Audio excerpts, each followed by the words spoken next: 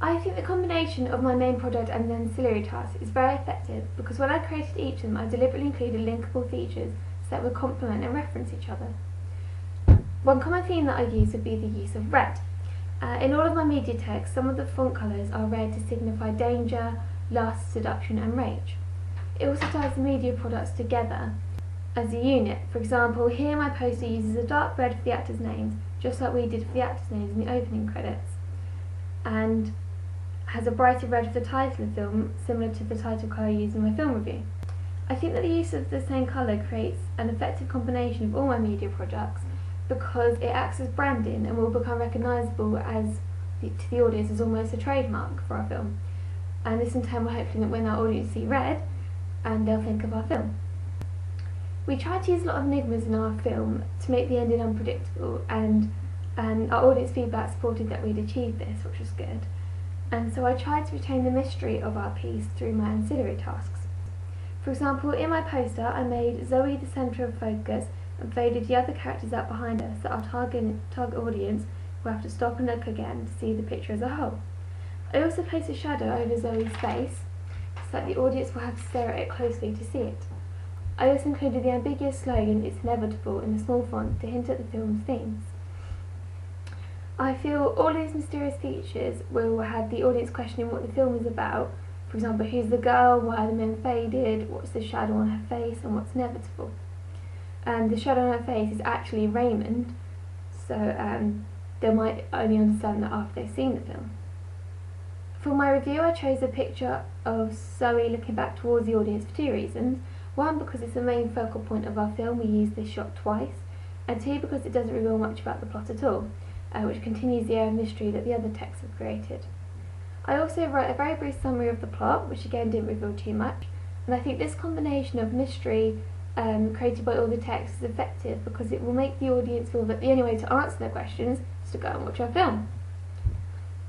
We were very inspired by LA Confidential's character Lynn Bracken when designing our own femme fatale, and so we made our femme fatale mostly cover up, except for once in the film, just like Lynn Bracken in LA Confidential, to reference her.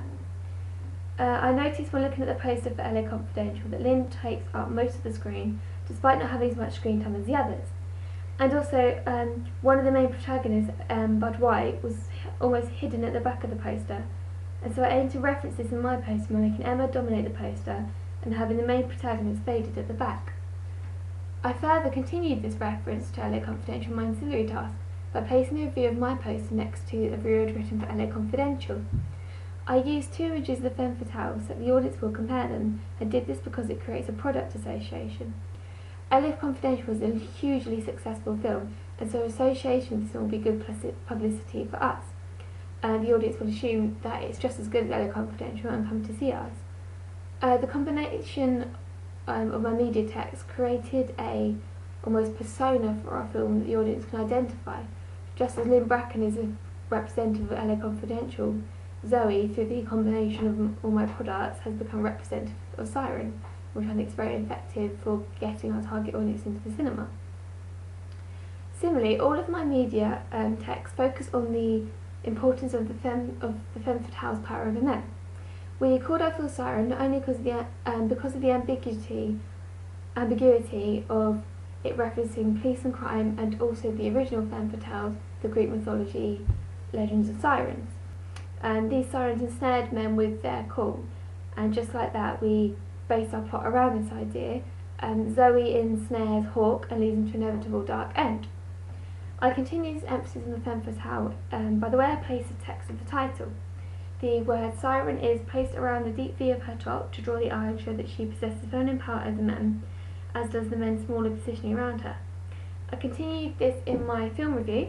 For example, the tagline is "The siren is calling, dare you answer," to reference the Greek myth, and also the photo used shows Zoe looking back at someone who's apparently following her, which shows she can get men to do things they don't necessarily want to, just like the sirens of myth.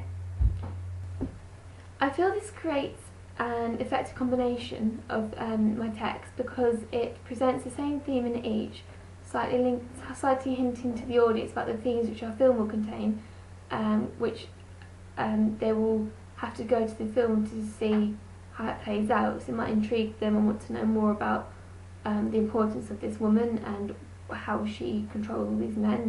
They'll might want to watch it to find out just what's going on there. One of the main enigmas of the film was the use of the R's that appeared in all the photos of the 4 urban murders and turned out to stand for Raymond's name, which is shown when he draws one at the end of the film. I referenced this in my poster through the placement of the title. The R is in the middle and is a standalone letter to show that Raymond's presence is always there. There's also a small reference in my review because I chose the photo which shows the wall Raymond will later draw on. I think this combination of my media text was effective because it acts as a dot to dot and makes the audience have to connect all these things subconsciously before they come to see their film, and that will lead to aha moments in the cinema where they realise the importance of things they hadn't really thought about before. Finally, another theme which I feel made the combination of my media text effective was the theme of fire. We had lots of cigarettes burning and we had Raymond set the photos on fire at the end to show destruction, corruption, inevitability and death.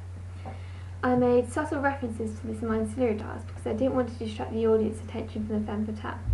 For example, to remove the background of Zoe in the poster, I used the burn tool, which references the pictures getting burned at the end. It also created a smoke effect, which signifies saying there will be no smoke without fire, showing that there'll be a lot more complex plot than just ill-fated love.